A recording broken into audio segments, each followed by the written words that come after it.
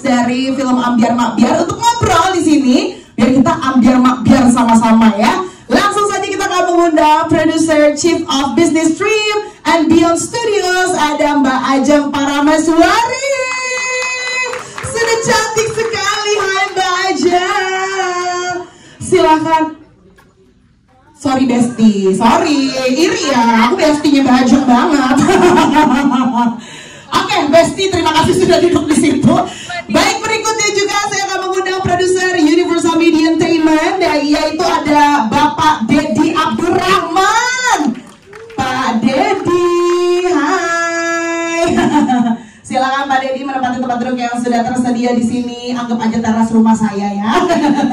Berikutnya ada juga sutradara kita, ada Mas Pugu PS Atmaja. Ini dia nih yang setiap tulisannya adalah yang bikin kita nangis-nangis tadi, adalah yang bikin kita ngakak-ngakak. Tadi yang paling diinget apa? Kris, ya, bayar pakai kris katanya gitu.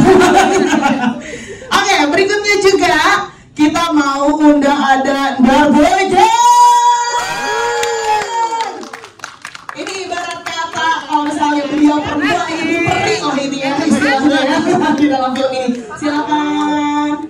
Berikutnya juga ada pemeran Novian, ada Eric Estrada. Ini dia nih yang kerjaannya Allah. Jadi tidur di teras rumahnya. Oke, berikutnya juga kita akan mengundang pemeran Aruna di film ini yaitu A.J. Williams. Ini dia nih besti aku yang meduk tapi ya. Wajah boleh jaksa tapi wes ambiar pokoknya kalau udah ngomong ya. Berikutnya juga ada pemeran Rick di sini, ada Evan Los. Wow, yang hobinya memendam cinta ya, hobi mendem cinta. Kumaha atuh ah. Silakan bisa di sebelah sana. Dan juga ada pemeran Jeru kita yaitu Kyugase. Ini dia nih, cocok green flag-nya. Silakan. Dan yang pastinya the one and only pemeran Betari yaitu Happy Asmara. Ambiar. Oke, semua yang akan ngobrol sama saya sudah ada di depan sini. Seru banget ya. Oke. Teman-teman ya, izinkan aku juga manggil yang ada di sini Mas Mbak kali ya, biar kita makin berasa gitu ambiarnya ya. Oke, kita boleh ngobrol-ngobrol sama Mbak Ajeng dulu yang ada di sebelah sana. Mbak Ajeng, mau sapa-sapa dulu nggak sih teman-teman media di sini?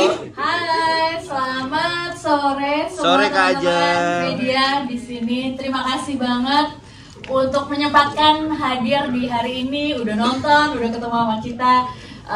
Walaupun di depan agak hujan ya kayaknya ya. Iya, hujan bener. Gerimis-gerimis cantik ya. Terima kasih. Kami semua di sini sangat mengapresiasi kehadiran teman-teman di sini semua. Oke, Mbak Ajeng, langsung saja aku langsung pengen tanya. Tadi kan sempat aku putarkan di sini video rangkuman 3 kota yang sudah ada special screening sebelumnya. Ini dengar-dengar katanya sold out, bener? Semuanya full. Alhamdulillah. Wow, ini sesuai dengan prediksi kah? Terus kalau aku lihat tadi di videonya, gak cuma nonton, ternyata warga-warganya bener-bener ambiar makbiar, joget, iya, nyanyi juga. Gimana tuh Mbak Ajeng? Oke, jadi pertama tentunya sebagai sebuah karya, memang kita tuh dari awal pingin mendesain gimana ya caranya supaya bisa mendeliver. Ini kan semangatnya tuh tentang kalau mimpi dan cinta tuh harus diperjuangkan dengan keras kepala, intinya gitu kan. Tapi juga gimana caranya supaya dalam memperjuangkannya tuh jangan stres-stres terus, ada lucunya, ada energinya gitu. Jadi kita pingin teman-teman yang ada di sini, kita pingin untuk bisa meng-create sesuatu yang rasanya bisa disampaikan melalui ceritanya gitu. Jadi kita pingin makanya tadi mungkin kalau teman-teman nonton ada bagian lirik lagunya gitu, supaya harapannya adalah teman-teman semuanya juga bisa nyanyi gitu kan. Dan waktu pas kemarin dan itu kita udah desain dari awal sama Mas Dedi dan Mas Puguh juga. Dan waktu pas kemarin akhirnya bisa nonton bareng pertama di 3 kota, alhamdulillah banget ya.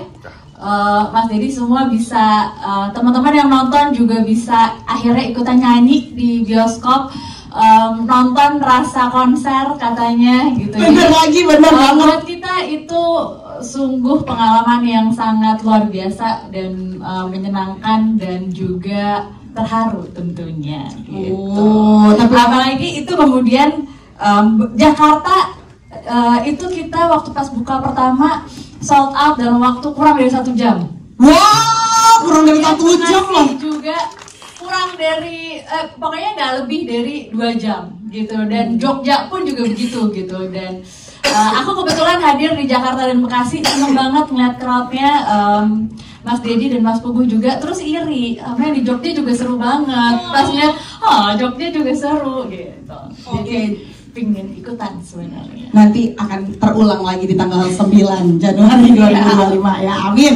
Oke, Mbak Ajeng, tapi kalau sedikit flashback di awal nih, apa sih yang membuat Mbak Ajeng tuh yakin dengan Ambyar Makbyar? Mungkin dulu masih berbentuk ide konsep, ya kan? Itu apa yang membuat Mbak Ajeng, oke, yakin deh ini kayaknya bakal wow nih tanggapan masyarakat tentang ini? Oke, jadi sebenarnya ini berangkat juga dari visinya Visinema, to be the center of excellence in storytelling. Nah, makanya kemudian ada Beyond Studio, di mana kita meyakini bahwa storytelling itu bisa dari manapun di Indonesia. Kita punya ratusan budaya dan bahasa, kemudian pulau. Kita yakin bahwa cerita itu adalah sesuatu sumber daya yang harusnya nggak akan pernah habis di Indonesia gitu. Berangkat dari situ, berangkat dari visi itu, akhirnya muncullah Beyond Studio dengan cerita hyperlokal. Nah, kenapa campur sari? Kenapa Ambyar Makbyar ini menarik? Karena satu yang kita angkat itu adalah campur sari gitu. Gimana sih sebenarnya campur sari itu sebenarnya adalah kan ini budaya Indonesia banget gitu ya. Dan sebenarnya semua orang suka kok. Semua orang nyanyi kalau lagi karaoke gitu lagu campur sari gitu. Nah, sekarang tinggal mengindonesiakan campur sari gitu. Jadi dengan konsep campur sari, kemudian apa nih yang namanya sebuah film, namanya sebuah cerita tentunya harus punya kemudian kita punya universal truth. Universal truthnya adalah tadi gitu kan, perjuangan tentang cinta, dan cinta tuh diperjuangkan tuh dengan keras kepala gitu. Jadi kita kayak wah ini menarik banget. Dan kemudian bagaimana akhirnya terlibat juga di sini ya tentunya dari Mas Dedi dan Mas Puguh, akhirnya juga berkembang, kemudian ada Mas Evanos, Mbak Enji, kemudian Mbak Happy, Mas Gilga, Mas Erik, dan juga Mas Darbo yang kemudian juga meramaikan filmnya gitu. Jadi itu yang kemudian kenapa sih kalau tertarik gitu, karena kita pingin mengambyar makbyarkan Indonesia. Aku suka tagline itu. Karena itu terasa banget loh ketika nonton. Itu tadi aku pertama kalinya juga nonton, bener-bener rasanya ya Allah pengen ke tengah, pengen joget, tau gak sih? Tapi kan nanti ngalangin ya, karena kan aku kayak backdrop ya. Oke, terima kasih banyak Mbak Ajeng. Dan mungkin aku beralih ke Mas Dedi di sebelah sana. Mas Dedi mungkin mau sapa-sapa dulu teman-teman yang ada di sini, silakan. Teman-teman semua, selamat datang. Terima kasih atas menonton film Ambyar Makbyar ini. Semoga pada juga joget juga ya tadi ya.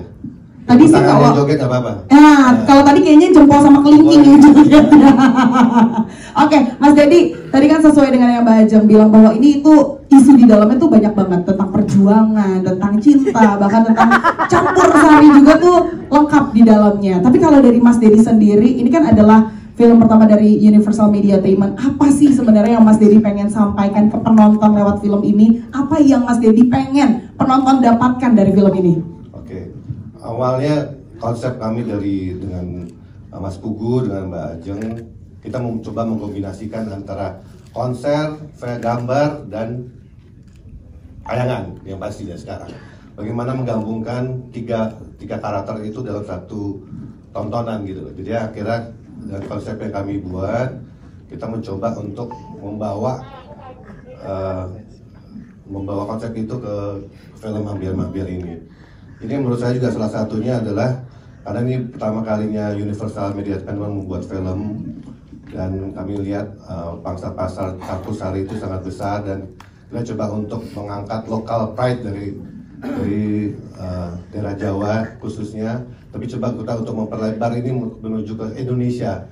Kira konsep tadi yang Mbak Ajeng bilang bahwa kita ingin membiarkan Indonesia melalui film ini. Gitu. Oke, terima kasih banyak Mas Dedi, tepuk tangan untuk Mas Dedi loh. Oke, nah, halo. Ternyata banyak yang ambiar benar-benar sama film ini ya. Tapi kalau misalnya Mas Pugu sendiri nih kan bisa dilihat tadi dari video juga di 3 kota bahwa filmnya sukses sekali membuat kita karaokean, berasa kayak konser dong kata Mas Pugu ya. Jadi benar-benar kita nggak cuma nonton experience yang didapatkan, tapi juga ikutan ambiar-makbiar di dalam bioskop. Nah, mungkin mau diceritakan gimana sih proses kreatifnya dari penulisannya, mungkin juga tantangan-tantangan yang paling menantang di dalam pembuatannya, karena kan kita sukses sekali dibuat bergoyang ya dengan apa yang ada di sini nih semuanya. Gimana Mas Pugu? Iya, pertama-tama saya ucapkan selamat datang buat teman-teman media. Terima kasih sudah datang dan insya Allah mensupport film kami. Oke, saya mau cerita tentang proses kreatif film Ambiar Makbiar. Mungkin saya dengan senang hati akan mengawali dari cerita sebagai anak pemain. Ayah saya pemain gamelan, kemudian musik Jawa itu sudah kental di kuping saya dari saya kecil, terus hingga besar menyukai campur sari modern atau sekarang disebut dangdut modern yang pertama kali dikeloporkan sama almarhum Pak Didi Kempot. Terus kemudian setelah beliau tiada, muncullah generasi baru, yaitu Darboy, kemudian ada Denny Caknan, kemudian ada Happy Asmara, kemudian ada Gilga, NDXAK, Pendosa, terus dan lain sebagainya, Guyon Waton dan lain sebagainya. Dan saya berpikir pada saat itu langsung gini, ini kalau gue bikin sesuatu jadi nih, jadi saya merasa ini gue bikin sebuah konsep film yang secara cerita harus apik dan menarik, tetapi secara persuasif sebenarnya saya pengen mengajak para penonton untuk bergoyang bersama. Jadi menghadirkan sebuah konser dalam bioskop kayaknya belum pernah nih ya. Jadi ya kalau dibilang meminjam Bohemian Rhapsody lah kira-kira. Karena ketika saya nonton film itu saya nyanyi sih, dari sepanjang film saya nyanyi gitu. Dan proses kreatifnya seperti itu, dan dimulai dengan riset waktu itu ditemani oleh sahabat saya Mas Aris Kalampara. Kemudian kami punya sahabat namanya Mas Dedi Abdurrahman. Kita meramu konsep itu dan kemudian kita bertemu dengan Mbak Ajeng untuk ini rasanya harus diwujudkan seperti itu. Oke, Mas Pugu luar biasa sekali ya. Jadi ini benar-benar wow banget sih. Aku setuju banget kayak bikin konser di dalam bioskop. Tapi kalau biasanya kan mungkin udah pernah ada, tapi kan memang kita nonton konser gitu kan, bentuknya adalah film dokumenter konser. Tapi kalau ini adalah sebuah film, apalagi asli Indonesia, di dalamnya pun campur sari yang memang asli Indonesia. Tepuk tangan dong sekali lagi. Ambiar makbiar, keren sekali. Tapi Mas Pugu memilih Happy Asmara dan juga Gilga Sahid dan geng Konco Seneng ini, kenapa sih Mas? Dan kenapa harus mereka, dan sejauh mana proses untuk masuk ke dalam karakternya masing-masing? Ya, kalau Happy sama Gilga emang harus mereka sih. Iya lagi. Harus mereka sih. Iya lagi. Nggak di film, nggak di asli punya hashtag sendiri ya? Iya. Ikutin medsos mereka berdua tuh lucu gitu ya. Kalau mereka berdua ketemu terus di-upload di entah itu Instagram, entah itu TikTok, itu lucu gitu ya, bikin gemes gitu. Jadi kalau menurut saya emang harus mereka berdua sih.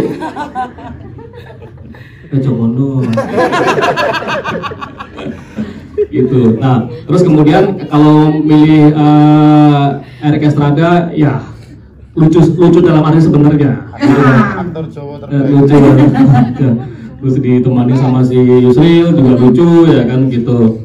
Kalau kemudian ada Mas Darboy ya ini sahabat saya tercinta ini harus main ini. Gitu. Oke, terus gimana, ada tantangan mungkin dalam pendalaman karakter atau gimana gitu Mas Pugu? Ya, yang pasti lumayan ya pendalaman karakter, karena bagaimanapun juga teman-teman ini kan penyanyi ya. Iya. Nyari duitnya di panggung ya. Kemudian mereka diajak main film, mungkin mereka berpikir ini benda apa ya film ya gitu. Mau nggak gue ya, mau nggak gue gitu. Kayaknya gue sekali manggung sekian deh. Masa main film gue cuma dibereskan, mungkin barangkali juga ada kalimat-kalimat cuman ketika kita melakukan pendekatan secara serius, oh iya gini nih. Udah setelah itu kita latihan acting coach di Madiun selama 7 hari apa barangkali ya, 7 hari. Terus kemudian setelah itu setiap kali syuting kita ada latihan sebelum syuting, dan saya juga kagum sih mereka kok tiba-tiba menjadi orang lain gitu, kayak Gilda menjadi Jeru, dan kemudian Evan Los menjadi seorang Rick yang berangasan, dan kemudian si Happy Asmara menjadi seorang Betari putri keraton yang ayu, lembut, manis gitu. Atau aslinya gini aslinya. Makasih. Kayak begitu aku aslinya. Ya seperti itulah gitu. Oke, siap Mas Pugu, terima kasih banyak, tepuk tangan untuk Mas Pugu. Thank you. Kita beralih ke ibu peri kita di dalam film ini, Mas Darboy. Kenapa aku bilang ibu peri? Karena kalau enggak konco seneng gimana Mas? Iya kan? Tapi ngomong-ngomong soal happy-nya aku melihat Mas Darboy sebagai sosok yang menyelamatkan konco seneng di dalam film ini. Tapi ternyata ada harunya juga yang dirasain sama Mas Darboy kemarin waktu pemutaran di Jogja kalau nggak salah ya. Nah sebenarnya apa sih yang akhirnya membuat Mas tuh jadi mungkin tersentuh atau terharu gitu? Silakan. Ya, sebelumnya selamat siang buat seluruh teman-teman media. Terima kasih atas waktunya. Perkenalkan, saya Daru dari Yogyakarta. Nama panggungnya Darboy Gang. Banyak yang mengira bahwa saya grup band, padahal saya solo karir seperti yang di film itu. Dan kemarin waktu nonton duluan di Yogyakarta, memang saya sama teman-teman sama Seri itu udah nggak mau nonton duluan fullnya, nantilah buat kejutan. Pengennya nonton di hari pertama. Saya pengen beli tiket, saya pengen nonton, saya pengen mengapresiasi teman-teman. Saya beli minta tepuk tangannya buat teman-teman yang sudah bekerja keras selama ini, dan luar biasa. Saya baru dilalah Tiba-tiba ada subtitlenya kok. Dilalah. Actually saya tuh masuk keduluan di pinggir panggung, dan saya melihat scene terakhir bahwa saya pernah di posisi seperti itu. Saya pernah pengen membuktikan kepada orang-orang di sekeliling saya bahwa saya memilih hidup saya, menafkahi diri saya, menafkahi keluarga saya lewat jalur musik. Dan ternyata puji syukur sampai sekarang pun saya juga masih berjuang.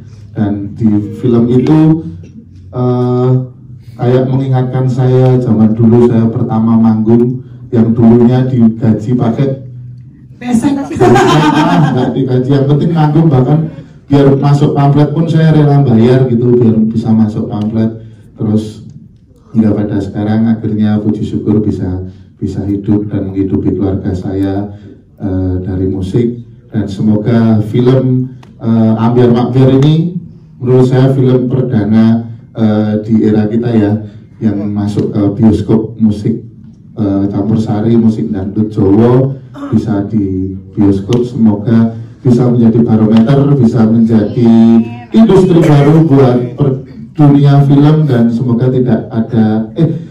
tidak cuma Ambyar Makbyar, bahkan ada film-film selanjutnya. Dan tentunya Pak Pugu nulis lagi Pak. Eksplor ide lain nanti Mas Pugu ya. Oke, tapi satu pertanyaan lagi dong, kalau kita lihat kan sosoknya Darboy itu di film ini kan memang sebagai kayak malaikatnya buat konco seneng kan. Nah kalau di industri musik yang sebenarnya ada nggak sih mas sosok seperti itu? Mungkin boleh cerita nih biar kita juga dapat ilmu baru nih hari ini. Ya, mungkin memang di industri dangdut itu kita memang benar-benar bertumbuh dari sebuah aplikasi, disebut nggak apa aplikasinya? TikTok, YouTube dan lain-lain. Kita bukan ikut label ataupun apapun itu. Kalau mungkin teman-teman media pernah mendengar istilahnya band indie ya gitulah. Kita benar-benar memproduksi, buat video klip ya dari uang kita sendiri. Kita manggung, kita ngisiin sendiri buat produksi dan lain-lain, dan dari situ memang banyak teman-teman di Jawa yang memang saling support dan lain-lain, hingga memang Darwegeng mempunyai padepokan namanya Mabes Balker, yaitu markas besar Balungan Kiri. Di situ menurut saya menjadi tempat kreatif buat teman-tean yang belum tahu tentang edukasi, bagaimana digitalisasi, merilis sebuah karya. Udah dibantuin loh. biar tidak dicuri oleh orang dan lain-lain seperti itu. Dan ternyata sama Pak Buku kan sering main ke Yogyakarta, ditulis menjadi sebuah film gitu, terus kok kayak aku banget gitu. Tapi ya sebetulnya saya tidak so baik-baik seperti itu. Saya sama Gilga sebetulnya musuh loh. Saya saksinya Mas Darwo itu orang yang baik dan mengayomi generasi musik yang baru. Wih, Mas Darwo ternyata baik ya. Ada cepet mas. Kan kali kan siapa tahu kan kalau baik nanti bisa ada kerisnya loh. Kalau nggak pakai keris boleh loh. Oke, Mas Darwo terima kasih banyak, luar biasa sekali. Dan kita beralih lagi ke ini mesin punchline-nya nih di dalam film ini ya. Ada Erik Estrada, pemeran Novian. Hai, mungkin mau sapa dulu teman-teman di sini, silakan. Sebenarnya tuh aku nangis tuh gini, dari tadi aku tak menahan. Aku tuh kayak almarhum Didi Kempot tuh menyaksikan karya ini kan apa? Di akhir hayatnya itu pas syuting terakhir itu kan ngobrol sama aku sambil ngobrol. Kan bayangin lagu campur sari iki iso dinikmati nganti luar negeri. Terus aku lagi nonton film Bohemian Rhapsody itu nonton. Nah, aku yakin ketika film beliau tayang semuanya kan joget dan nyanyi di dalam bioskop kan belum ada. Dan waktu itu corona, beliau meninggal dunia, semuanya itu sirna. Dan sekarang saya terima kasih banget, terutama untuk pihak dari studio Universal Cinema. Ini tuh cita-cita almarhum Didi Kempot tuh ya ini, gitu loh. Makanya saya sebenarnya banget buat kalian yang tadinya seorang musisi mau belajar acting. Ya itu aku ngerasa kayak belum jadi cita-cita dia gitu.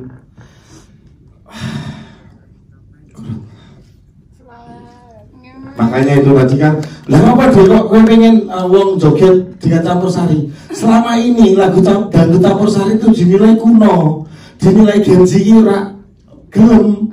Tapi faktanya pesta polo ditutup dengan lagu koplo. Makanya aku bilang oke deh, aku termasuk orang yang terlahir koplo deh ya, bilang gitu. Makanya lah, saya kalau melihat Gilga itu ya dan Cak Nang semuanya itu anak-anak muda loh yang menyanyikan, dan crowdnya tuh sekali mereka manggung, happy asmara manggung tuh, wah kan tak kayak oksigen bilang tabung nih, saya semabut gitu maksudnya, antusiasnya gitu loh. Makanya sekarang untuk ini pesan ke semua genre musik sih. Kalian anak rock boleh, kalian anak skena apapun boleh, tapi tolong hargai film ambiar walaupun campur sari dangdut. Tujuannya satu, biar semua musik tidak ada mengkotak-kotakan. Itu aja sih saya, terima kasih. Wow, luar biasa. Di balik dari pembuatan tawa di dalam film ini ternyata Mas Erik juga ngerasain ada harunya ya. Iya, karena waktu itu film itu kan corona mbak, gak bisa tayang bioskop. Iya, betul luar biasa. Kita kasih tepuk tangan dong sekali lagi. Semoga cita-citanya almarhum untuk bisa melihat anak muda di dalam bioskop joget-joget ambiar makbiar tercapai di dalam film ini ya. Baik, berikutnya Angie, sorry tadi typo, Angie, Angie Williams pemeran Aruna yang diam-diam pinter banget loh, dosen loh. Iya, diam-diam loh, kan di film ini dosen. Iya, aku dosen S2 tapi diem-diem aja. Iya, diem-diem aja. Tetap aslinya mah ini backing vokal. Makanya. Tapi Angie, di film ini ya, di Ambiar Makbiar itu kan karakternya Aruna tuh punya perasaan nih buat Rick ya. Walaupun dipatah-patahin mulu ya, tadi kita kayak udah udah aduh. Nah, saya kan kesana kayak Rick enggak kayak gitu, gak kayak ngeliat gitu. Dan emang waktu rasa yang tepat di waktu yang salah. Nah, tapi boleh dong diceritain mungkin pembangunan chemistry-nya gitu sampai jadi nih sama Rick di dalam film ini gimana tuh? Aruna sama Rick itu tuh udah meant to be. Jadi walaupun di filmnya mereka susah banget buat nemuin waktu buat ngomongin perasaannya, tapi di akhir cerita Aruna sama Rick itu emang udah ditakdirkan untuk bersama. Jadi buat Angie sama Evan, buat bangun karakternya kayaknya kita cuma ngobrol, terus karena emang Rick dan Aruna ini meant to be, akhirnya jadi gampang aja gitu ya nggak sih? Tapi kayaknya untuk mencintai Aruna gak butuh belajar kan? Iya. Gimana nih cilok nanti? Butuh diajar tuh. Enggak ya gitu sih. Kalau buat bikin Aruna dan Ricknya hidup ini, kita ya udah cuma ngobrol terus enaknya digimanain ya gitu. Gitu aja sih. Evan manggut-manggut aja emang gitu ya. Kan emang lagunya gitu. Manggut-manggut karang guyang-guyut. Angie, terima kasih banyak loh. Sama-sama. Terima kasih banyak juga ya semuanya walaupun hujan. Sehat kan semua? Sehat banget kalau hujan-hujanan. Oke, kita beralih ke Evan Las di sampingnya pemeran Rick di dalam film ini yang bisa dibilang kayak aku dari tadi nonton sosok Rick, kata aku mah tensi gitu ya, marah mulu ya. Kata aku sih medical check up nih Rick ya. Tapi kan kalau dilihat di film tadi Rick itu bersemangat gitu ya, marah-marah, pokoknya tensinya tuh sangat tinggi sekali. Kalau ngeliat Evan tuh kayak kalem, cok kok dilempar ya. PPKN lah. PPKN benar ya.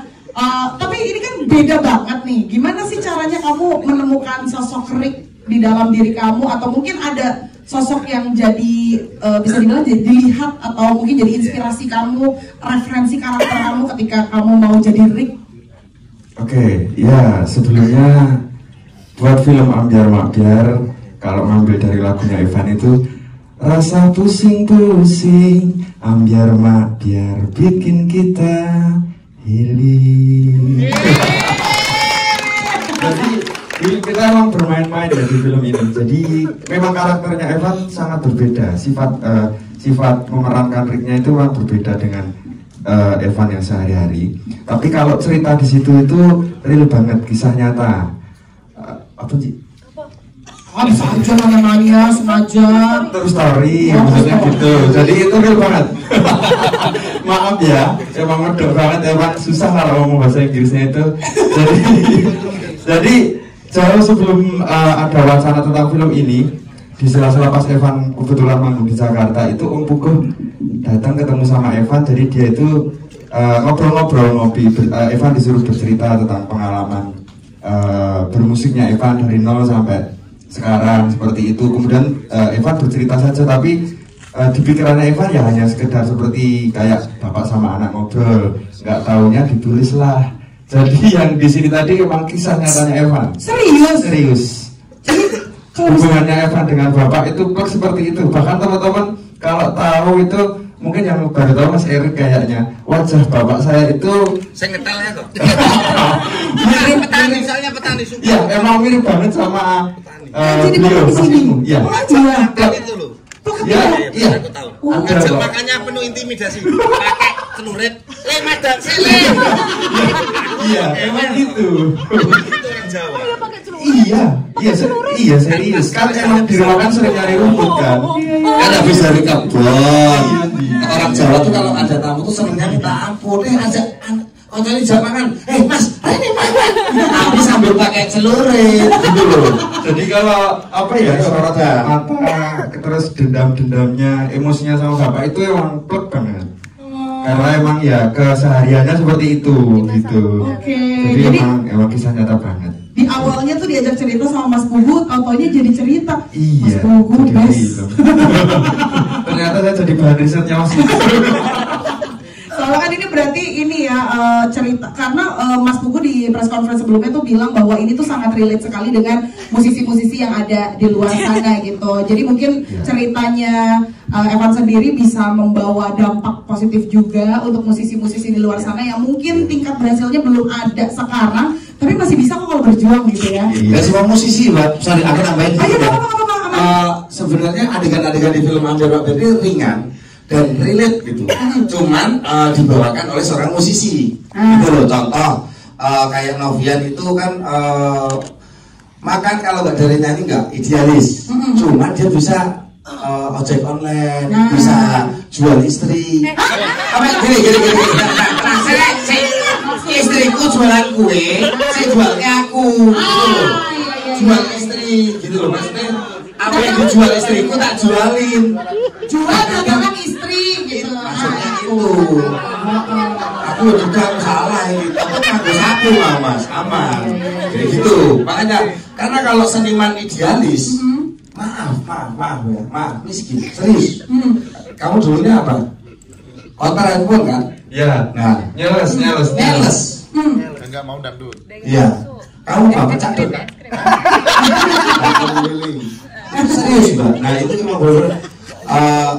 Aku minta sama produser sama saudara kali ini aku minta karakter Erik Estrada pertama kali di film ini aku ingin menjadi diri sendiri. Padahal itu nggak boleh sebenarnya. Harus jadi yang ada di situ. Iya. Akhirnya dibolehkan ya, alhamdulillah. Makanya ada juga di dalam proses pembuatan waktu itu ya Mas Erik ya? Iya. Oke. Ih, keren. Soalnya banyak yang relate juga di sini kan kalau misalnya pulang telat disuruh tidur di teras kan? Nah, yang istri-istri gitu kan kalau pesennya nggak 5 disuruh pulang lagi kan? Cari makan. Aku enggak, aku tuh tipe orang yang benih banget sama suami. Jadi pulang telat aku Biasa itu jadi tetap aku ini kelonin juga. Iya. Jogja nang dino. Mbak Evi kurang satu, sebenarnya kurang tambahan belakangnya. Aku tetap kelonin kalau transferannya masuk. Sebenarnya salah Mas Daru pertanyaan ini. Aku nggak pernah pulang telat. Kalau emang pulangnya telat itu juga sama dia. Dia ikut terus soalnya. Oh pantesan nggak tidur di teras. Aman aja semuanya ya. Dari Evan mungkin ada yang mau ditambahkan lagi? Namanya dikit lagi beli. Ini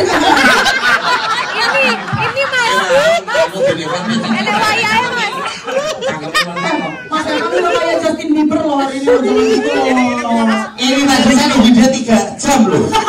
Yang benaknya rambut. Dia mas ganteng Pak. Orang ceritanya gini. Orang ini pengalian nih. Sumpah Mbak. Tak wak atus wibang mas atus mas. Jam 2 mas. Masih main, jam 2 enggak. Terus tak telat. Iya jangan telat. Orang yang telat biasanya kayak gini. Latihan anak karir kurang. Lanjut. Kalau Mas Erik tuh lama karena motifin celana. Dan satu juga sama Mbak Aceh proses kita. Dia itu kan Universitas London, ya kan lama di luar. Tapi dari awal sampai akhir film dia selalu nungguin di film itu tepuk tangan. Aku kan lulusan mana loh? London School aku lama kan ini. Duduk. Evan ada lagi mau ditambahin? Aman. Kita beralih kalau begitu ya ke Gilga Sahid pemeran Jeruk. Cowok Green Flag ini idaman semua orang, perjuangannya untuk cinta luar biasa. Green Flag tuh maksudnya kayak ya lawannya Red Flag. Nggak paham Mas Daru, nggak paham. Itu apa Red Flag? Red Flag tuh kayak baik-baik, sok baik-baik.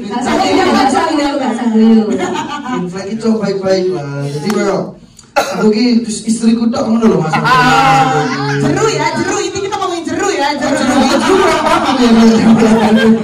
Tapi kalau Mas Gilga di luar dari karakteran yang aku udah lihat luar biasa sekali, actingnya, tepuk tangan dong untuk Mas Gilga, keren banget, membawa kita ke haru, nanti langsung kayak berjuang lagi, kayak pulang dari sini tuh rasanya mau berjuang terus. Tapi di luar dari itu ikut menulis lagu juga di sini kan? Iya. Nah, lagunya jadi soundtrack originalnya. Iya, nah, alhamdulillah. Pangestu dan juga Jared Tresno, betul? Iya, betul. Nah, itu tuh ceritanya gimana sampai bisa jadi judul lagu seperti itu, sampai orang-orang pada ambiar-ambiar di dalam studio, gimana tuh ceritanya? Kalau lagu Jared Tresno itu yang pertama diminta sama Om Buku ya, pertama kali Jared Tresno. Memang Jared Tresno itu waktu itu buat lagu Jared Tresno itu emang buat aja, belum sempet ada kepikiran buat film dan lain-lain, nggak ada. Cuman Om Buku bilang ada stok lagu nggak Gil katanya gitu. Ya ada Om, ini satu. Dan ini dikasihkan ke Om Buku. Lagu itu kalau Jared Tresno itu lagunya menceritakan apa ya? Menceritakan tentang seorang manusia yang mungkin dia selalu mengatakan bahwa aku cinta kamu, aku sayang kamu, aku pengennya terus sama kamu dan lain, tapi ternyata dia justru memilih orang lainnya, seperti itu. Itu kalau lagu Jared Tresno. Jared Tresno itu kalau di bahasa Indonesia nya katanya cinta gitu, iya. Itu kalau lagu Jared Tresno. Tapi kalau untuk lagu Pangestu itu emang dibikin spesial cuma buat film Ambiar Makbiar, tanpa ada campur tangan siapapun kecuali istri saya tercinta.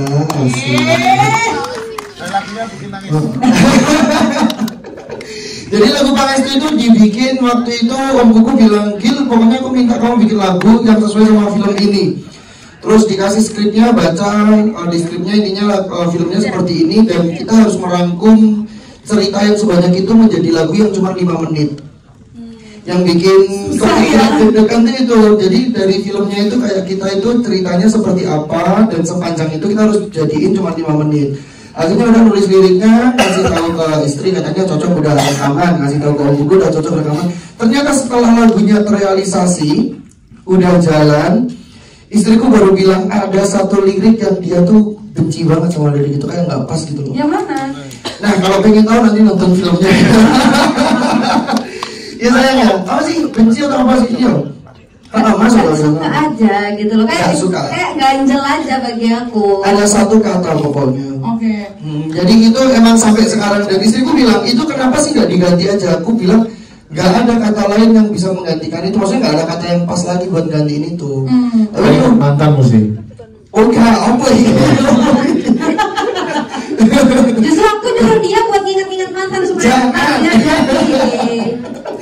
Tapi serius, di lagu itu ada satu kata yang setiap dia dengerin lagu itu tuh selalu dia itu bilang, kenapa sih harus pakai kata-kata ini gitu. Itu yang di Pangestu? Di Pangestu. Itu cuma satu kata kok ya, satu kata ya. Gak apa-apa kali sekali aja orang udah pada nonton ini. Soalnya kalau dua kata nanti. Oh iya, jangan. Kalau dua kata soalnya biasanya.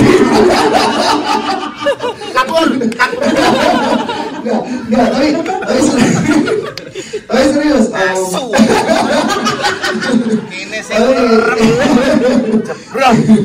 Tapi emang gitu. Jadi satu kata itu emang membuat aku tuh mikir terus, Mbak. Ada mungkin 2 minggu, bahkan Om Buku pun nggak tahu juga kata apa yang aku maksud, juga nggak tahu. Tapi emang cuma satu kata itu tuh bikin aku tuh mikir terus, kenapa kok harus satu kata ini yang menurut dia aneh gitu loh. Gitu. Ya, soalnya itu diganti sama kata-kata lain nggak bisa sama sekali. Dan itu cuma satu kata, dia pendek banget. Jadi penasaran doang nih. Terus itu cuma satu kata dan pendek banget. Mungkin nanti dengerin dulu lagu Pangestu, boleh ditebak. Ya enggak 2 huruf apa? 2 huruf. 2 kata. 2 huruf mau tak ganti 4 huruf. 4 huruf. Oh iya. 4 huruf. 4 huruf. Mendatar menurun. Enggak. Makanya itu. Tapi serius di pembuatan lagu ini overall seneng banget karena Om Buku selalu mengapresiasi seluruh cast-nya itu dengan kayak excited banget kayak Gilga kamu keren banget, Gilga kamu bisa peran ini gini. Kayak ke Mas Ivan mungkin Ivan luar biasa kamu, Ivan gini kayak gitu. Tapi kalau Mas Eri kayaknya nggak dipuji sama sekali. Sama siapa? Mas Buku yang motivator ya, luar biasa. Serius emang Om Buku yang membuat kita itu kayak yakin banget bisa meranin film ini secara baik dan benar walaupun kita tidak ada basic sebagai aktor sebelumnya, tapi setelah film ini kita siap terima film-film lainnya yang dikerjakan oleh Om Buku. Emang entek ki. Kata istriku ngono Mas, kata istriku soalnya jangan cari rezeki itu cuma dari satu ladang. Rebutah radang. Tidak. Supportah radang teman-temannya. Gitu. Tidak membuat mereka susah-susah bekerja. Dengan ini juga film aku. Kirain janganlah cari dari satu ladang karena istri kita butuh tas yang mahal ya. Tapi Mbak Evi mau dong ngobrol-ngobrol juga kenapa? Ya ada mau nambahin biasa mau nambahin. Katanya mau nambahin tadi. Aku tuh selalu kagum maksudnya gini loh. Seringnya kan syutingnya sama aktor-aktor, ya kan? Aku tahu wajah capeknya, wajah ininya. Selalu kagum tiap harinya tuh kayak happy semuanya lah. Ini kan maksudnya musisi itu kalau ngomongin finansial sehari mereka bisa 3 titik itu luar biasa duitnya. Ini kita syutingnya sehat nggak apa-apa. Kenapa? 8 jam sampai 12 jam mereka tuh nungguin tetap happy ini. Kalau ngomongin finansial rugi ibaratnya. Itu Mas kali, kalau yang lainnya gede kok.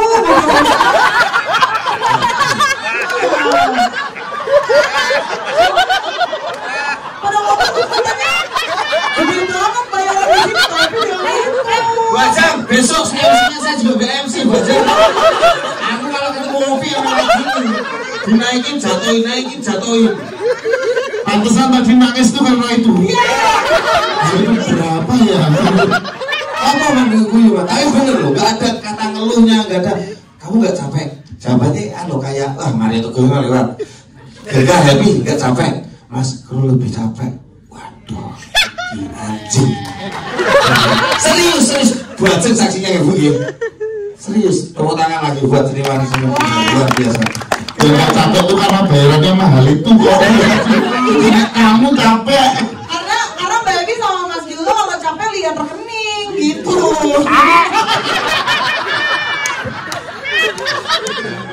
Mantap.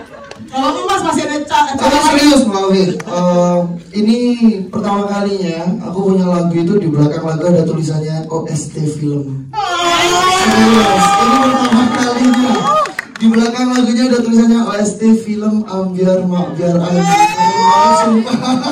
Terima kasih Om Deddy, terima kasih Mbak Ayu, terima kasih Om Buku, terima kasih semuanya. Mas Erik nggak apa-apa lah ya. Oke, tapi itu keren banget. Terima kasih. Oke, kita sekarang ke Mbak Happy di sini. Tepuk tangan buat Mbak Happy. Selamat sore semuanya. Sehat-sehat semuanya. Kalau misalnya dilihat kan jadi anak keraton enak banget kayaknya ya. Cuman kalau Happy memerankan menjadi sosok tersebut pasti ada dong tantangan-tantangannya. Ada tantangannya banyak sekali gitu. Kita jadi mengubah gaya hidupku kayak kualik gitu loh. Sampai sekarang pun tuh masih ke bawah tuh kan masih kalem banget ya orangnya. Terus cantik gitu seperti yang dilihat tadi. Iya, duduknya aja tekuk banget kayak anak paskib ya. Gitu. Tapi Mbak Happy, ada scene-scene yang susah nggak sih dari satu film ini? Banyak banget. Masang baterai Tamiya. Banyak banget sih yang susah dan kayaknya aku tuh masih perlu banyak belajar sekali ya. Kayak kita ada apa Om ya? Ada bacaan apam, terus cara salamnya, terus kesehariannya, pokoknya susah pol. Tapi alhamdulillah karena semua itu dijalani dengan happy, dengan bahagia, jadinya tuh kayak terlewati dengan begitu saja. Bahkan aku tuh masih kayak pengen terus acting gitu loh. Om gimana ini duanya kapan ya Om? Ada dua nih, udah gak sabar lagi. Pengen tahu nih berumah tangganya gimana? Jangan. Oke, tapi terakhir harapan mungkin atau pesan yang mau disampaikan sama Mbak Happy ke seluruh penonton. harapannya sebenarnya tadi udah diwakilin sama Mas Darboy, sama Mas Erik juga. Pastinya kita itu bisa melebarkan lagi sayap kita para musisi campur sari. Maksudnya kita bolehlah kita mengasah bakat kita yang lain gitu. Kita stuck nyanyi boleh, terus sambil acting juga boleh. Misal ada hobi-hobi lain juga kita boleh gitu. Maksudnya kita mengeksplor diri kita supaya kita nggak stuck di titik yang di situ-situ aja seperti itu. Kita harus tahu nih kita itu punya potensi kesini atau tidak kayak gitu. Dan semoga super. Dan semoga film ini bisa diterima di seluruh kalangan masyarakat, seluruh genre musik, nggak cuma campur sari. Dan karena balik lagi campur sari adalah ciri khas dari negara kita Indonesia, jadi kita akan setinggi-tingginya gitu. Jangan ada alasan ketika orang ibaratnya Sunda, aku orang Sunda gak bisa bahasa Jawa. Tenang, ada subtitle. Kalian nonton drakor memang tahu bahasa Korea, tapi 3 hari berturut-turut tanpa tidur kalian nggak ampun sendiri. Itu jokesku gak pakai terus. Orang. Aku yang mikirin itu. Ya pokoknya kita bisa karaoke lah nanti, karena nanti bakalan ada liriknya di sini. Kita bisa nonton film tuh nggak beta-beta. Biasanya kita nonton film cuma gitu, tapi di sini kita bisa sambil joget, kita bisa sambil karaoke ya, karena udah ada subtitlenya juga, udah ada liriknya, udah ada musiknya. Jadi fun sih menurut aku. Dan benar omongan dari Mas Daru ini adalah apa Mas Kemo jadimu apa? Yang pertama karya dari hampir. Pak Didi kan punya apa itu Sobat Amir, Sobat Amir. Terus ini yang di generasinya Mas Gilga, jadi ini adalah film pertama yang masuk bioskop. Nah, dan kami juga bangga sekali jadi bagian dari generasi dari almarhum Pak Didi. Luar biasa. Tidak ada yang pernah bisa menggantikan, cuma bisa meneruskan perjuangan ya. Mantap. Terima kasih banyak filmmaker dan juga cast dari Ambiar Makbiar. Dan karena aku udah ngobrol-ngobrol dengan para cast dan juga filmmaker, sekarang waktunya kalau misalnya teman-teman media ada yang mau ditanyakan ya. Sabar, tenang ya. Wah, kayak musuhku kan yang promo. Karena untuk bertanya-nya di beliau gitu, jadi mohon maaf ya. Soalnya alhamdulillah tahu kalau MC-nya rada gembala ya. Itu dari campur sari FM ya? Campur sari FM. Yang sampai apa loh itu baca FM. Karena promonya Masya Allah Seru banget ya. Maaf, udah assalamualaikum di sebelah sana. Udah kayak saudara aku. Mbak, boleh berdiri mungkin biar teman-teman di sini lihat. Itu berdiri. Iya, saya dari media partnernya nih. Saya Mia dari matamata.com bersama grupnya suara.com. Filmnya bagus banget, mudah-mudahan nanti box office. Generasinya biarnya Mas Didi ini almarhum nanti ke Gen Z ini, Gen Z ya. Gen Z. Iya, Gen Z. Gen Z itu ya. Yang mau saya tanyakan buat Mbak Happy sama Mas Gilga ya. Ini kan ceritanya itu mengangkat tentang cinta beda status sosial ya, anak raja dan anak abdi dalam tukang sapu gitu kan. Terus syutingnya asri di Keraton Solo. Ada hal menarik nggak sih ketika syuting di sana? Apa pengalaman menariknya? Boleh dua-duanya jawab ya. Terus soal cinta beda status sosial, ya kan? Punya pengalaman pribadi nggak sih ketika mencintai orang yang status sosialnya tuh jauh gitu loh? Misalnya, oh dia anak orang kaya, oh dia anak pejabat, oh dia ini gitu. Mungkin berdua ada pengalaman seperti itu. Nah ini kan suami istri dipasangkan jadi pacar. Ada kecanggungan nggak sih ketika ini acting loh dan ditonton seluruh Indonesia, bisa jadi nanti seluruh dunia juga nonton, karena kan bisa di Netflix atau di mana gitu kan. Dan terus satu lagi nih buat Mas Pugu, mana Mas Pugu? Sini. Mas Pugu ada satu adegan yang saya suka banget. Adegan tentang kepercayaannya Raja Sultan ya, atau Raja Solo sana yang bilang di situ ada penekanan tentang status sosial gitu, feudalismenya ada. Jadi kamu tuh ketika suamimu mati gitu, nggak bilang meninggal kan, ketika suamimu saking keselnya, ketika suamimu mati, keraton memberikan toko batik untuk menghidupkan si Jeru ini ya, si Gilga ini supaya bisa kuliah sampai sarjana gitu kan. Nah pertanyaannya, kenapa sosok raja tidak dimunculkan dalam film ini? Padahal bagus loh. Itu aja, terima kasih. Terima kasih banyak, Pak. aku tadi pertanyaannya. Apa yang menarik di keraton?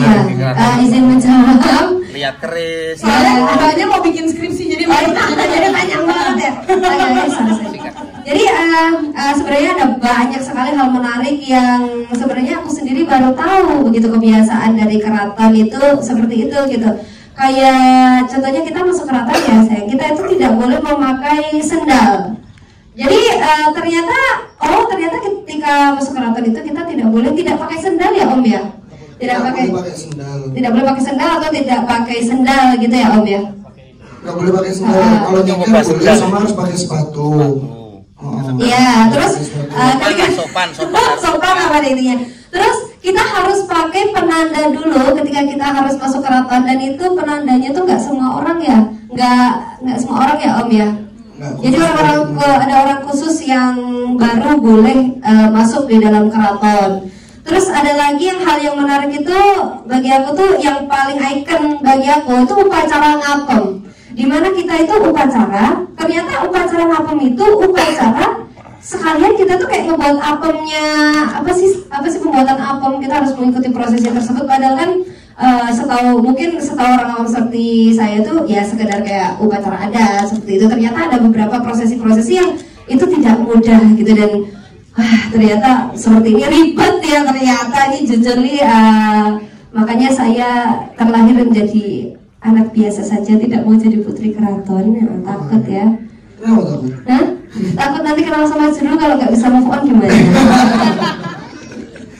Oke, mungkin kalau dari aku yang menarik di keraton bisa masuk ke dalamnya ya, karena mungkin nggak banyak orang yang bisa tahu dalamnya keraton kayak gimana. Bahkan syutingnya itu sampai ada di kamar juga, yang ada di ruang-ruang di kamar-kamarnya, itu yang menarik sih. Terus mungkin kalau untuk jawaban selanjutnya yang canggung nggak, karena kita harus pacaran di situ, jadi pacar kan sama istri gitu ya. Ya canggung karena kita nggak pernah pacaran masalahnya. Jadi di situ kita harus yang kita biasa aja cium pipi mungkin atau gimana, di situ tuh rasanya kayak pacaran kita harus apa ya, harus belajar, kita harus membatasi diri, dan itu emang susah banget sih. Sampai ada beberapa scene yang Juru tuh niatnya mau nyium Betari gitu, tapi katanya gak boleh kamu nyium apa putri keraton katanya gitu. Padahal mikirnya ya kayak anak pacaran biasa gitu. Jadi yang bikin susah tuh ya karena kita nggak pernah pacaran itu sih. Jadi kita ketemu langsung nikah, dan di situ kita harus pacaran dulu, dan itu yang bikin susah banget. Jadi canggung mau peluk tuh peluknya gimana ya? Kalau pacaran itu gimana ya kita ya?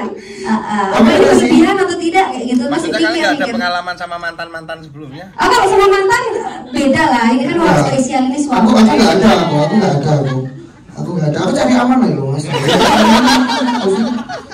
Nah, terus mungkin kalau tadi ditanyakan tentang status sosial, apakah ada dari kenyataannya pribadi, nggak ada sih. Maksudnya kayaknya jarang untuk seseorang itu melihat status sosial ya, mungkin sekarang udah jarang. Mungkin ada tapi nggak sebanyak yang kita kira sih. Cuma mungkin di film ini bukan melihat dari cuma perbedaan status sosialnya aja sih, lebih kan melihat perjuangannya juga seperti apa sih Juru itu dengan keras kepalanya dia, dengan egonya tetap ngeyel untuk mendekati si Betari yang padahal status sosialnya si Juru itu sederhana banget, dan si Betari itu orang yang benar-benar di situ the best banget gitu. Ya, betul, anak putri keraton. Tapi kalau aslinya ya ini. Aslinya dia mau berbaru sama siapa? Sama. Ya, betul, tidak salah. Cina Gundul tidak sekolah. Apa sih? Apa sih ya? Ya biasanya lucu loh Budi. Iya.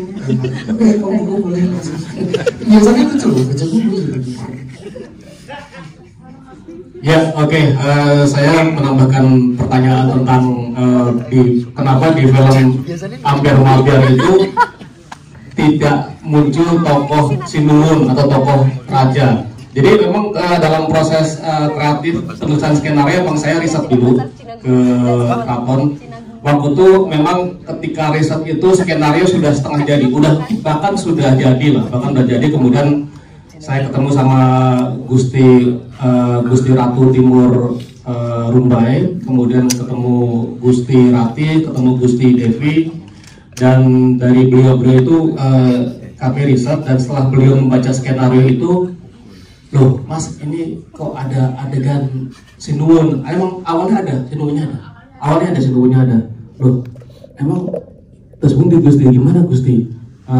Terus Gusti bilang semua boleh istilahnya dipersonifikasikan atau boleh diadegankan kecuali sinuwun tuh nggak boleh. Jadi kalau anak-anaknya sinuwun boleh, gusti-gustinya semua boleh, tapi kalau disebut nama sinuwun boleh. Gitu. Jadi ya pembanggakan bagi kami adalah dari pertama kali Keraton Solo dibangun sampai sekarang baru pertama kali dipakai buat syuting film. Terima kasih. Next question, silakan. Yang sudah, oh iya, gitu, mikrofonnya. Yang sebelah mana? Nah, silakan boleh berdiri dan disebutkan nama serta dari media mana dan pertanyaannya. Kari, aku dulu awakmu mau nangis, aku pengen misui Indrik jadi. Ya, assalamualaikum warahmatullahi wabarakatuh. Waalaikumsalam. Selamat sore, saya Venus dari Radio Campur Sari Jakarta. Ya Mas Daru, ketemu lagi. Om Buku, ini kalau saya bilang adalah salah satu film musikal Jawa ya, yang pertama dan yang terbaik kayaknya untuk pemula, gitu ya. Untuk pemula ini, karena beberapa kali film musikal pastinya kan film-film musikal yang pop, kemudian yang dangdut udah pernah ada belum ya? Kayaknya belum ya. Ya. Nah, biasanya, oh iya Romai Rama benar tuh, musikal Romai Rama. Ya, ini kan biasanya kalau di Indonesia, kalau saya amati, ketika satu musik muncul, booming, itu semuanya latah, ya kan? Apa sih bahasanya yang untuk halus? Oh iya, ya, musik-musikan gitu Om Buku. Nah, saat ini itu Campur Sari lagi di atas, ya kan? Dengan adanya Om Didi Kempot tadi. Dan tagline-nya Radio Campur Sari ini adalah Sobat Ambiar Pemersatu Bangsa, gitu. Jadi waktu si Mbak Ovi waktu itu ngomong Campur Sari hanya bisa didengarkan waktu konser atau film, aku enggak Mbak, aku tiap hari 24 jam dan sampai kabur, iya. Dan dapat uang dari Campur Sari juga ya. Gitu. Mas Buku, sekarang kan ini Campur Sari lagi naik nih. Apakah sudah ada beberapa ide untuk melanjutannya, sequel atau umpamanya dengan adanya musim Campur Sari ini sudah ada ide-ide film-film musikal ini nantinya, gitu. Terus untuk Mbak Happy, untuk Mbak Happy, Mbak, aku pengen tahu deh, Mbak Happy kan orangnya kayaknya riang ya. Ketika memerankan nangis-nangisan itu mau bayang nopo Mbak? Makasih banyak Mbak. Silakan Mas Buku. Ya, Mbak Venus, terima kasih pertanyaannya. Barangkali dari hasil riset saya mencintai Campur Sari ini setengah mati. Bahkan saya subscribe Darboy itu mungkin Darboy baru 100.000 atau berapa gitu. Saya subscribe dari Caanan itu dari ya saya segila itu. Kemudian mereka menjadi dalam tanda kutip besar ya, menjadi jutaan dan menjadi sangat terkenal, sehingga saya merasakan bahwa secara psikologis gue tahu menguasai psikologis penontonnya Campur Sari. Itu sebabnya ketika saya bikin konsep film ini, saya tahu persis bagaimana cara membuat penonton menyanyi di bioskop seperti itu. Dan pertanyaannya Mbak Venus adalah apakah kemudian akan ada karya-karya selanjutnya seperti yang ini. Campur Sari itu luas dan Campur Sari itu punya universe. Jadi barangkali insya Allah saya akan menciptakan universe Campur Sari di Wow, apa itu Marvel ya? Universe-nya kalah sama Campur Sari ya. Baby, ngebayangin apa pas lagi nangis? Ya, izin jawab Mbak Venu. Sebenarnya saya itu saya tidak bayangkan apa-apa karena saya itu memang orangnya tuh karena saya saking riangnya terkadang menangis itu adalah hobi bukan. Karena saya tuh tipe orang yang suka menyembunyikan suatu memendam perasaan. Jadi menangis itu kadang kayak aku ingat gitu perjuangan suami saya, kayak dia melawan. Sebenarnya saya tuh tahu. Jadi kalau pas waktu lihat itu tuh kayak lihat banget perjuangan suami saya waktu kemarin pas waktu dia sebenarnya dia nangis beberapa hari itu aku juga ikut nangis gitu, ngebayangin gitu kan adegannya pasti sama suami kan.